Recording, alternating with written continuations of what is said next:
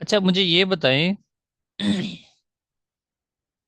अ, आप लोगों को मैंने टाइप्स ऑफ आउटलाइन वाला कोई लेक्चर का लिंक दिया था। Types of outline, general structure of essay, जिसमें आर्गुमेंटेटिव एसे की डिफरेंट एग्जांपल्स दी हुई होंगी,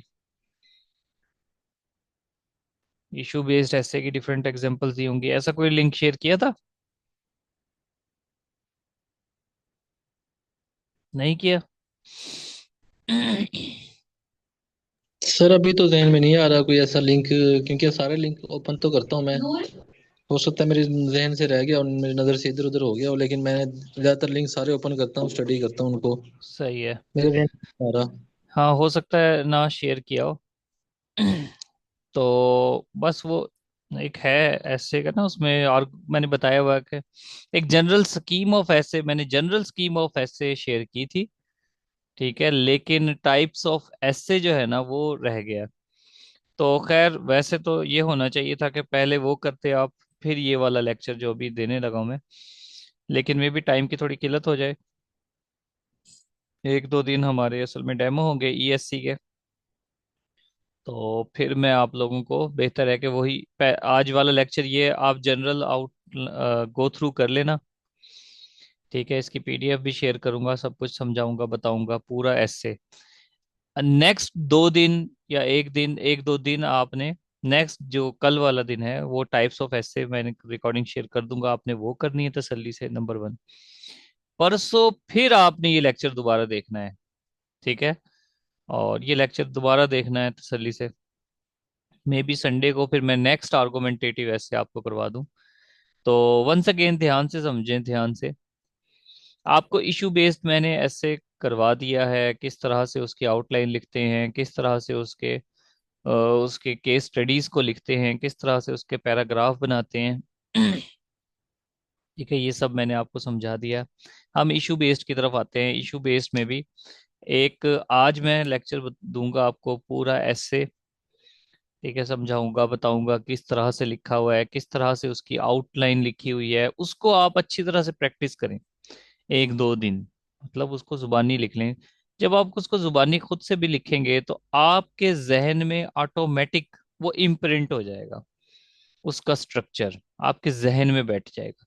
तो आप एटलीस्ट, क्योंकि वो एक यूं समझे वो सीएसपी का लिखा हुआ है, वो सीएसपी का लिखा हुआ है ऐसे। ठीक है, मेरा क्रेडिट नहीं है, मेरे मेरे उस्ताद हैं वो, उनका लिखा हुआ है, वही मैं आपको समझाऊंगा, पढ़ाऊंगा। ठीक है, क्योंकि ऐसे राइटिंग में एक बहुत बड़ा इशू ये भी है कि आप किसी अच्छे ऐसे को कोई अच्छा ऐसे आपको पढ़ना नसीब ही नहीं होता एस्पायरेंट को। ठीक है, जब आप वो कर लोगे, उसकी आउटलाइन की प्रैक्टिस कर लोगे, उसका ऐसे खुद से लिख लोगे, आफ्टर देन फिर मैं आपको असाइनमेंट देता रहूंगा और चेक करूंगा आहिस्ता आहिस्ता।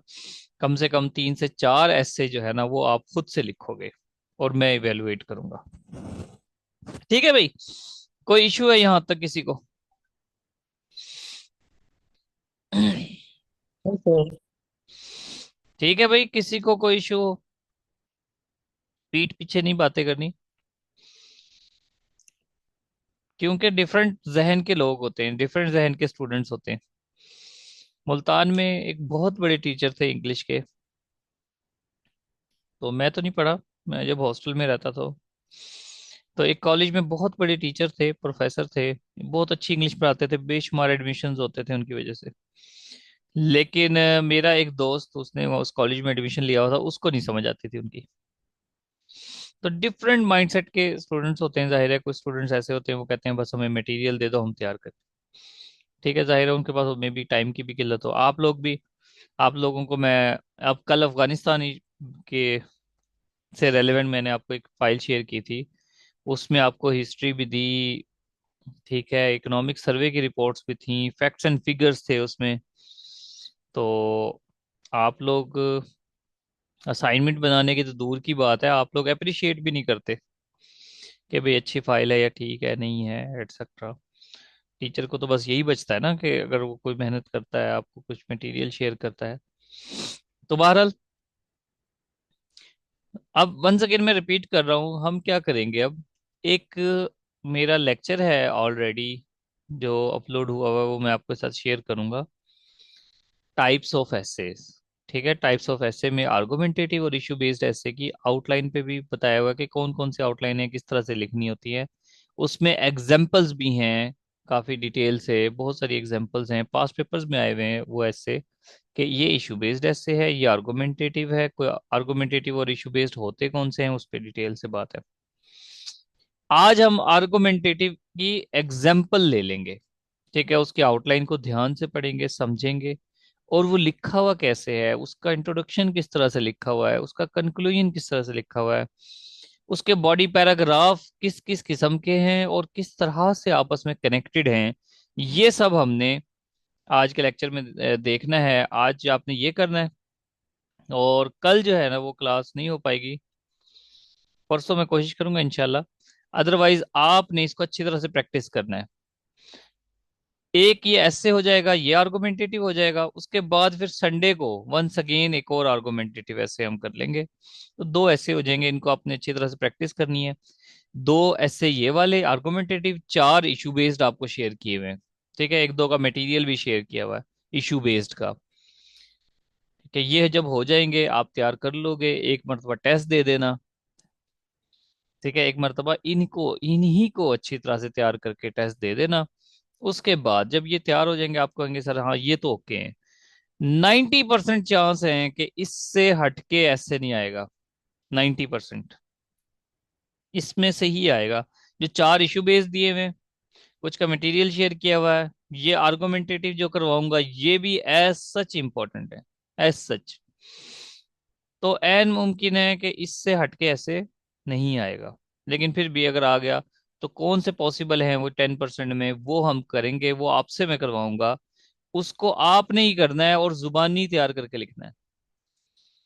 और वंस अगेन आप उसको लिखा करो, जुबानी लिखा करो। फिर जब जुबानी लिखोगे तो आपकी मिस्टेक्स निकलेंगी। खैर जी, आर्गुमेंटेटिव ऐसे की तरफ आते हैं। देखिए, आर्गुमेंटेटिव ऐसे का मतलब होता है कि आपने एक स्टांस लिया है, ध्यान से समझना, आपने एक स्टांस लिया है, और मतलब वो आप नेगेटिव में भी, आप उस किसी किसी भी बात के सपोर्ट में भी हो सकते हो, उसके निगेशन में भी हो सकते हो। जिसका कल मैंने एग्जांपल दी थी, gender equality is a myth. अब आप कहो कि हाँ भाई जेंडर इक्वालिटी मिथ है, तो आर्गुमेंट से प्रूव करो। आप कहो नहीं भाई ये मिथ नहीं है, ये रियलिटी है, जेंडर इक्वालिटी पॉसिबल है, तो साबित करो किस तरह से पॉसिबल है। तो वंस अगेन जी, जनरल स्ट्रक्चर ऑफ एसे में तो यही होता है, आउटलाइन होती है, इंट्रोडक्शन होता है, बॉडी पैराग्राफ और कंक्लूजन। ठीक है, ये चार चीजें होती हैं। हम एक एग्जांपल लेंगे, और ये एग्जांपल है ऐसे की, economy not politics is the key to success. ये फुल लेंथ ऐसे है, नियर पेयर के सर दाऊद थे, आई थिंक ये भी सीएसपी थे। तो नियर पेयर के जो मैंने मतलब ज्यादातर जो स्ट्रक्चर स्ट्रक्चर ऐसे के जो स्ट्रक्चर सीखे हैं वो इन्हीं से सीखे हैं। ग्रामर डिफरेंट टीचर से सीखी है। ऐसे के जो स्ट्रक्चर मुझे सब जिनको मैं फॉलो करता हूँ वो नियर पेयर के हैं। ठीक है, एक्चुअली तो इन्हीं इसीलिए मैं नहीं चाहता कि मैं क्रेडिट क्रेडिट लूं। जो इन्होंने काम किया है जाहिर है उनका क्रेडिट इन्हीं को मिलना चाहिए। ये सर दाऊद थे और एक और थे सर इब्रार। ठीक है, उन दोनों के लेक्चर्स वो मैंने लिए एसए के, और वो ब्रेक डाउन कर करके थोड़ा थोड़ा सा उन्होंने पढ़ाया बहुत खूबसूरत तरीके से। अच्छा जी, अब पहले हम आएंगे आउटलाइन पे। आउटलाइन में इंट्रोडक्शन, इंट्रोडक्शन में आपने थीसिस स्टेटमेंट लिखनी है। ठीक है, अभी नहीं फिलहाल हम लिख रहे। ठीक है, थीसिस स्टेटमेंट लिखते होते हैं इंट्रोडक्शन में कि आप बताएं, economic economy not politics is the key to success. ठीक है, लेकिन देखो इन्होंने इंट्रोडक्शन में थीसिस स्टेटमेंट नहीं लिखी, लेकिन मैं प्रेफर करता हूँ कि थीसिस स्टेटमेंट लिखते हैं, लिखनी चाहिए थीसिस स्टेटमेंट। अब आपको दिखा रहा हूं मैं कि एक डिफरेंट पैटर्न्स होते हैं, डिफरेंट पैटर्न्स होते हैं। कुछ लोग कहते हैं कि अटेंशन ग्रैबर से इंट्रोडक्शन दो, कुछ लोग कहते हैं कि डायरेक्ट स्टार्ट कर दो, बस डायरेक्ट स्टार्ट। ठीक है, दोनों दोनों की बातें, दोनों बड़े बड़े टीचर्स हैं, दोनों टीचर्स के जो स्टूडेंट्स हैं वो क्वालिफाई करते हैं। तो इसका मतलब कोई हार्ड एंड फास्ट रूल नहीं है, एक्चुअली हार्ड एंड फास्ट कोई रूल नहीं है। बस अच्छा लिखा होना चाहिए, इंग्लिश अच्छी लिखी होनी चाहिए, अच्छे आर्गुमेंट देने चाहिए, ग्रामेटिकली कोई मिस्टेक ना हो, बस ये याद रखना। स्ट्रक्चर इंटैक्ट हो, स्ट्रक्चर इंटैक्ट हो आपका। अच्छा भाई, अब जहां आपने कहा कि economy not politics is the key to success, अब यहां पर दो बातें हैं। एक ये कि economy is the key to success, दूसरा ये, मुझे अब ये एग्जैक्टली याद नहीं है कि इसके दरमियान ये कौमे थे कि नहीं थे, क्योंकि कौमे की बेस पे हो सकता है economy not politics, economy not politics is the key to success, ये भी हो सकता है। और एक इसका मतलब क्या होगा, पॉलिटिक्स इज की टू सक्सेस, आपका ये स्टांस है।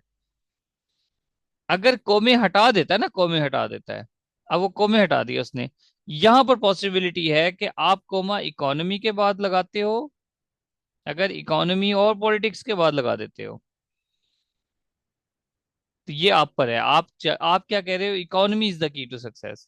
दूसरी सिचुएशन क्या है कि आप इस नॉट के बाद लगा दो economy not politics is the key to success. अब आप उस हिसाब से अपनी थीसिस स्टेटमेंट दोगे और अपनी थीसिस स्टेटमेंट में बताओगे भाई ठीक है, इकोनॉमी भी बहुत ज्यादा इंपॉर्टेंट रोल प्ले करती है, नो डाउट, हाउएवर पॉलिटिक्स का इंटीग्रल पार्ट है पॉलिटिक्स। अगर पॉलिटिकल एक्टिविटीज बेहतर ना हो तो इकोनॉमी, इकोनॉमी के लिए हम सक्सेसफुल हो ही नहीं सकते। तो ये दोनों स्टांस आपने लेने। यहां तक मेरी बात समझ आई है? हाँ भाई। जी सर, आ गई। ठीक है, ओके। तो अब हम क्या स्टांस लेंगे, हम स्टांस ले लेते हैं भाई कि politics is the key to success. Actual में हमारा स्टांस ये होगा जो इन टीचर ने लिया हुआ, आप भी, आप इकोनॉमी को भी ले सकते हो। तो इन्होंने ये स्टांस लिया कि भाई politics is the key to success है, कि पॉलिटिक्स सक्सेस की जो वजह है वो पॉलिटिक्स है, इकोनॉमी नहीं है।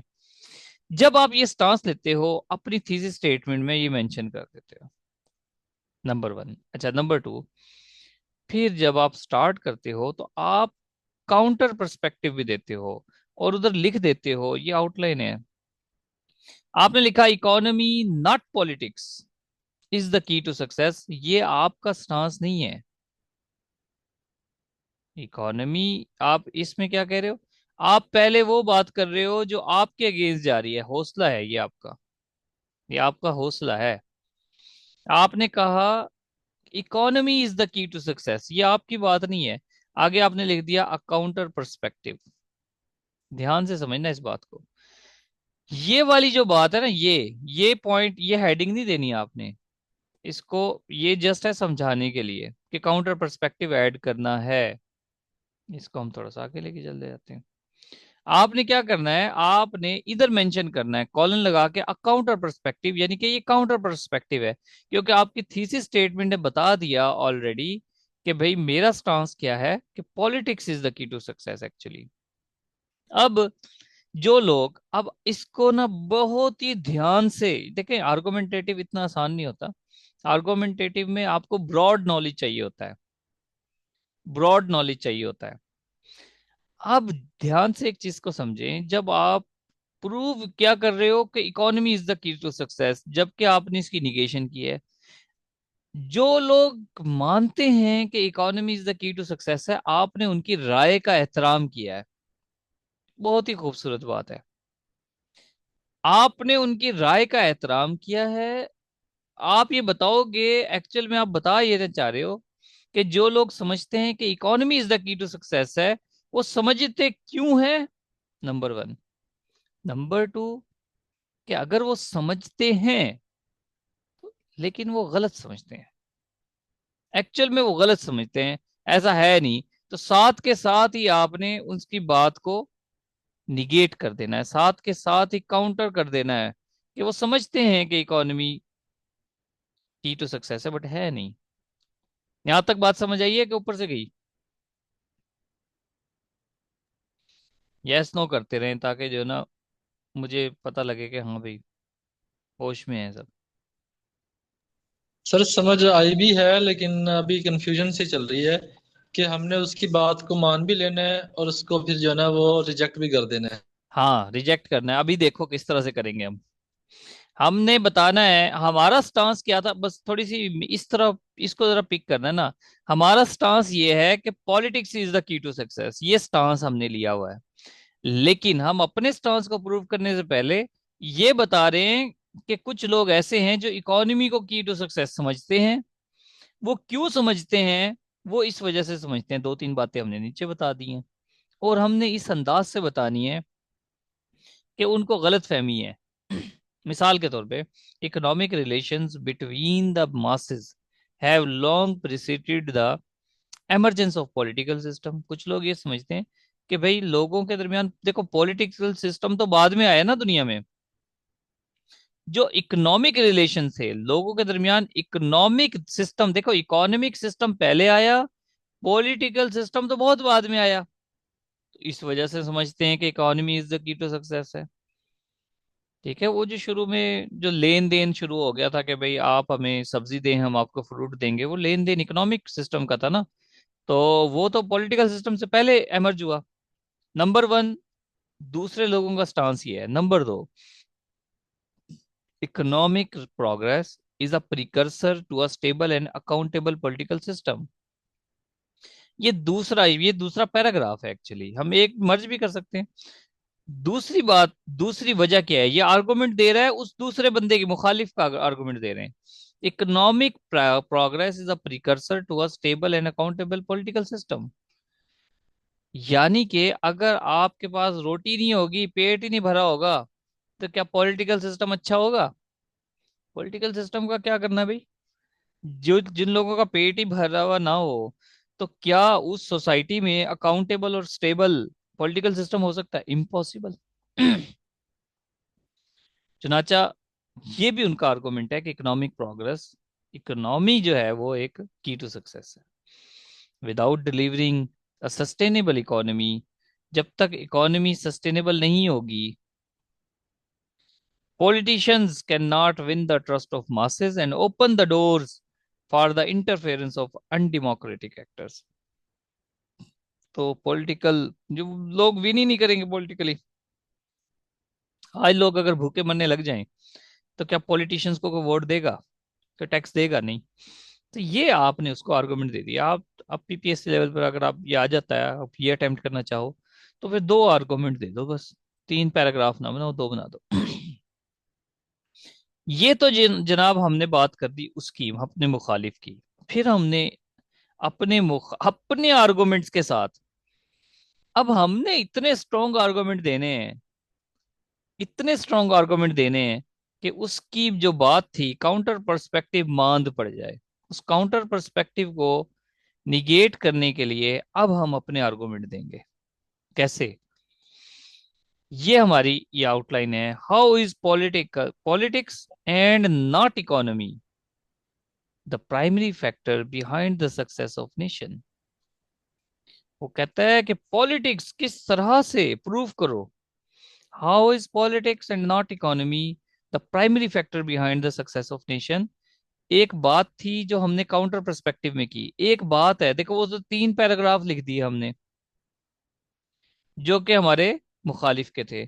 अब तीन ही पैराग्राफ हमने लिख दिए कि हम अपनी बात को कैसे सपोर्ट करेंगे। देखो, number one, political stability is a source behind the continuity of economic policies. इसमें आपने हमने वहां क्या बात की थी? हमने बात की थी कि इकोनॉमिक रिलेशंस तो पहले बने पॉलिटिकल सिस्टम के बाद। तो हमने कहा कि ठीक है, अब अब हम अपना आर्गुमेंट दे रहे हैं कि ठीक है, इकोनॉमिक पॉलिसीज बनी थी, नो डाउट इकोनॉमिक पॉलिसीज बनी थी।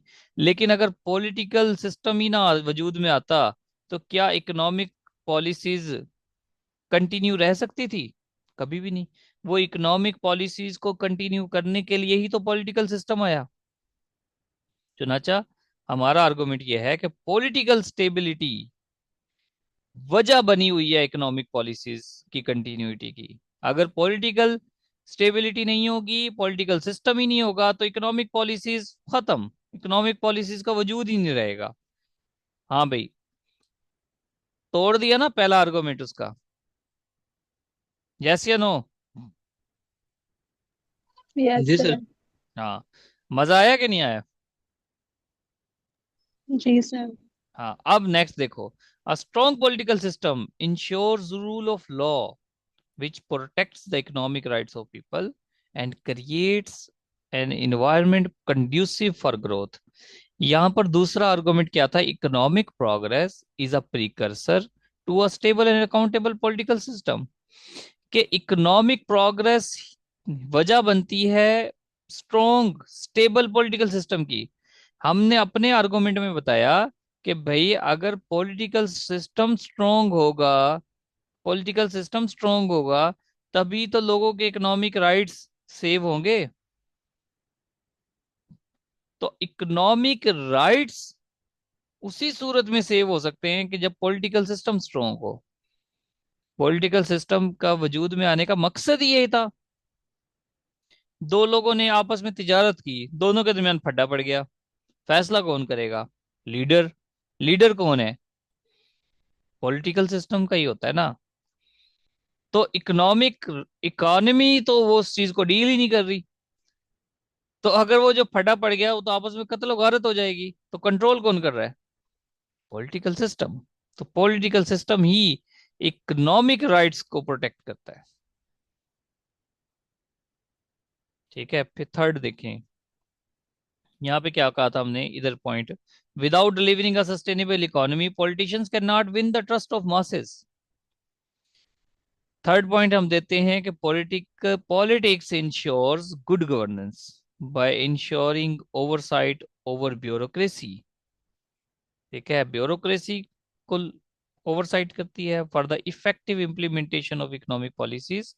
वंस अगेन ये वही बात है कि अगर पॉलिटिक्स होगी तो गुड गवर्नेंस होगी, गुड गवर्नेंस होगी तो ब्यूरोक्रेट्स इंप्लीमेंट करेंगे, इफेक्टिव इम्प्लीमेंटेशन करेंगे। ठीक है, world development report 2017 governance and law की हमने रिपोर्ट डाल दी।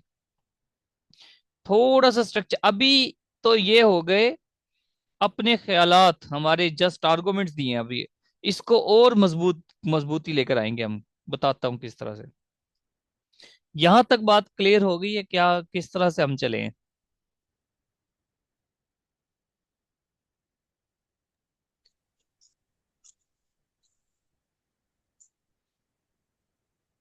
कैसे? नो? सर ये हाँ जी, जी जी।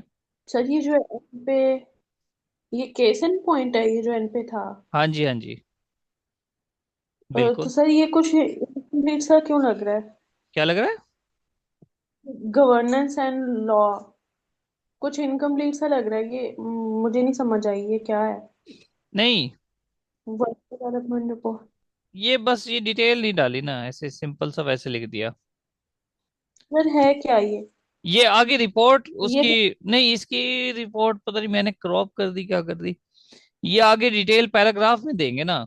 ये हमने रेफरेंस डाल दिया कि वर्ल्ड डेवलपमेंट रिपोर्ट है 2017 की, जिसका टाइटल था गवर्नेंस एंड लॉ। ठीक है, ये उसकी रिपोर्ट है, अब रिपोर्ट की वजाहत हम पैराग्राफ में करेंगे ना। ठीक है सर। वैसे जो हमने केस एंड पॉइंट्स लिखे हैं पहले, वो उसका थोड़ा थोड़ा सा हम बता देते थे कि अच्छा ये इस तरह हाँ है। हाँ तो इसलिए मैंने पूछा कि ये थोड़ा इनकम्प्लीट सा लग रहा है। अब मैं इस तरह भी लिख सकते हैं, कोई मसला तो नहीं है? हाँ, बिल्कुल लिख सकते हैं। अगर वो रिपोर्ट पूरी थी ना, उसका टाइटल लिख दिया, वर्ल्ड डेवलपमेंट रिपोर्ट 2017 का रेफरेंस दे दिया ना आपने। आपने इसको रेफरेंस दे दिया यहाँ पे। ठीक है सर। मेरा क्वेश्चन ये है कि हम अगर हम जैसे नॉर्मली हमने क्लाइमेट चेंज का या जिसके भी हमने लिखी है आउटलाइन, उसके रेफरेंस दिए है ना साथ, या ठीक है। केस इन पॉइंट के अंदर कुछ कुछ कुछ बताया है, तो हाँ अगर हम सिर्फ उस हेडिंग दे देंगे या रिपोर्ट है या ये हम डिस्कस करेंगे आगे, हाँ, बिल्कुल। वो ना तो ये इतना काफी होगा? आप बिल्कुल इख्तसार के साथ दे दो कि उसको थोड़ा सा टच मिल जाए कि ये हम बात करने वाले हैं। इतना भी ना हो कि बिल्कुल समझ ही ना आए। अब जिस तरह देखो ना, उसने रेफरेंस दिया ना, world development report 2017, number one. Number दो, ठीक उसने है। उसका टाइटल दे दिया। पूरी की पूरी रिपोर्ट तो हम आउटलाइन में नहीं लिख सकते। ठीक है। ठीक है, आप ये पूछना चाह रही हो कि भाई हम जिस तरह इशू बेस्ड में हमने पूरे पूरे रेफरेंस दिए हैं, world Pakistan economic survey report that. ठीक है, इतना जी इतने जी जी लोग सर। किलोगे और इस तरह। ठीक है। तो अब पाकिस्तान, जी अब आप कहोगी कि पाकिस्तान इकोनॉमिक सर्वे रिपोर्ट 2023, अगर आप इस तरह से लिखोगी तो वो तो एन मुमकिन है। पाकिस्तान इकोनॉमिक सर्वे तो 2023 में पता नहीं कितनी रिपोर्टें देता है। ठीक है। लेकिन वर्ल्ड डेवलपमेंट रिपोर्ट दो 2017 में भी ये पूरी को एनुअल रिपोर्ट आती हो, ठीक है, उसने एनुअल सन भी दे दिया और उसका टाइटल भी दे दिया उस पूरी रिपोर्ट का। ठीक है सर। ठीक है। लेकिन अगर इसको आप एक लाइन में फिर से वजाहत कर सकते तो अच्छी बात है, लेकिन हम फिर जाहिर है हम मुख्तसर भी कर सकते हैं आउटलाइन को, कोई बात नहीं है, लेकिन उसको रेफरेंस जरूर थोड़ा सा टच मिल जाए कि ये बात हम करने लगे हैं और आर्गुमेंट हमारा अच्छा है। ठीक है। सर मेरे वैसे मेरे मेरे माइंड में एक और क्वेश्चन आ रहा है कि जी अगर जी। हम उसका पॉइंट के अंदर मेंशन कर देते हैं कि ये मींस ये केस इन पॉइंट है, उसके अंदर ये रेशो था, ऐसे हुआ, तो हाँ। फिर जब हम पैराग्राफ में लिखेंगे तो वो सेम बात हो जाएगी, तो फिर वो रिपीटेटिव मोड आ जाएगा उसका। नहीं नहीं नहीं, वैसे तो इधर उधर रीफ्रेज करना चाहिए। वैसे तो रीफ्रेज करना चाहिए, लेकिन आप उसको रिपीटेड में कैसे कहोगे? हम वो पहले आउटलाइन में लिखा है, अब पैराग्राफ में लिख रहे हैं। रिपीटेड तो उस सूरत में होता है ना कि आप एक ऊपर भी पैराग्राफ में वही बात कर रहे हो, नीचे भी पैराग्राफ में वही बात कर रहे हो। ठीक है, तो मीन्स के वो सेम चीज नहीं लिखनी, उसको रिफ्रेश करके और कुछ अंदर ऐड करके फिर एक पैराग्राफ बनाना। बिल्कुल बिल्कुल, रीफ्रेज देखें, अगर कुछ स्टूडेंट्स ऐसे होंगे जिनकी इंग्लिश वीक है, वो रीफ्रेज ना भी करें तो कोई बात नहीं, लेकिन रीफ्रेज करें तो अच्छी बात है। जिस तरह इवन थीसिस स्टेटमेंट को भी रीफ्रेज करना चाहिए। थीसिस स्टेटमेंट आप आउटलाइन में भी लिखते हो, आप इंट्रोडक्शन में भी लिखते हो एसे के, और आप कंक्लूजन में भी लिखते हो। तीनों जगह पे अगर आप रीफ्रेज करते हो तो अच्छी बात है। ठीक है सर। हाँ, अच्छी बात है अगर रीफ्रेज करते हो तो। अच्छा भाई, अब हमने अपनी बात कर दी है सिंपल वे में, यहां तक हमने उसको जाहिर किया है कि भाई हमें कुछ ना इंग्लिश पे काफी अच्छी कमांड है। ठीक है। नेक्स्ट हम आते हैं, अब और मजबूती देते हैं हम अपने आर्गुमेंट को। हमने कहा कि हमारे पास बड़ा नॉलेज है, हम ये अपने नॉलेज की बेस पे आपको प्रूफ करेंगे। किस तरह? Views of famous intellectuals in support of the thesis. हमारे थीसिस में व्यूज ऑफ फेमस इंटेलेक्चुअल्स क्या हैं? जिस तरह से ये बुक है वाई नेशंस फेल, उसने उसका रेफरेंस दे दिया।